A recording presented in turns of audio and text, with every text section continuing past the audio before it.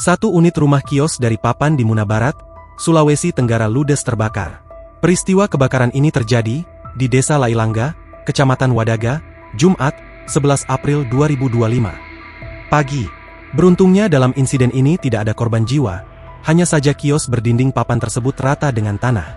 Hal ini disampaikan warga sekitar, Mani usai dikonfirmasi tribunnews.sultra.com. Ia menyampaikan kios tersebut beserta barang-barang di dalamnya hangus terbakar, hingga tak ada yang bisa diselamatkan. Bangunan kios ludes terbakar, semua jualan seluruhnya habis terbakar, kata Mani saat dikonfirmasi. Tak hanya itu, 2 unit kendaraan sepeda motor yang ada dalam kios ikut ludes. Lanjutnya menambahkan, rupanya kejadian kebakaran ini dengan sengaja dilakukan oleh seorang wanita. Polisi pun sudah menetapkan tersangka kasus pembakaran rumah kios ini. Tersangka yakni kekasih dari korban pria LN itu sendiri, wanita berinisial RT. RT diketahui sudah diamankan di Mako Polres Muna bersama wanita lain inisial LS yang diduga sama-sama teman korban LN. Dalam penetapan sebagai tersangka, RT sebelumnya sudah menjalani serangkaian pemeriksaan hingga ditetapkan sebagai pelaku.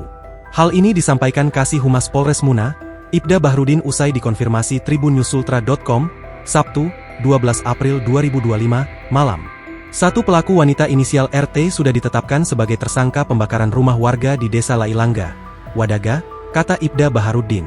Dalam kesaksiannya, RT mengaku kesal kepada LN diduga karena motif asmara. Tersangka sakit hati kepada korban LN karena cemburu, jelas Bahrudin. Sementara itu, wanita LS masih dilakukan pendalaman. Saat ini masih berstatus sebagai saksi, lanjut Bahrudin menambahkan. Dari kasus tersebut, pihaknya juga sudah memeriksa 4 orang saksi.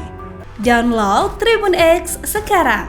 Menghadirkan lokal menjadi Indonesia.